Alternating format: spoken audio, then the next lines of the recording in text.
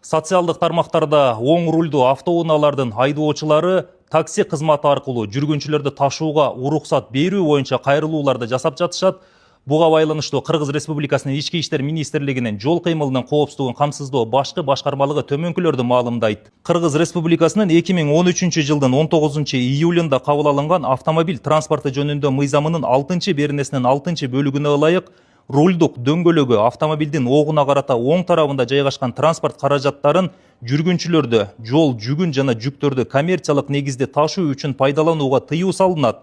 Аталган чектөө Кыргыз Республикасынын автомобиль транспорту жөнүндө мыйзамына киргизилген өзгөртүүлөрдүн негизинде 2020 жылдын 1-январынан тартып күчүнө кирген. Белгилей кетчү жагдай, бул норма такси ишмердүүлүгүн лицензиялоо киргизилгенге чейин эле колдонулуп келген. Бул чечим жол кыймылынын коопсуздугун камсыздоо, жол транспорт кырсыктарынын санын азайтуу жана жүргүнчүлөрдү ташуунун коопсуздугун жогорулатуу максатында кабыл алынган. Статистикалык маалыматтарга ылайык акыркы 10 жыл ичинде рульдук башкаруусу оң тарабында жайгашкан транспорт каражаттарынын катышуусунда 21659 жол транспорт кырсыгы катталган. Анын натыйжасында 34656 жаран жаракат алып, 2366 жаран каза болгон.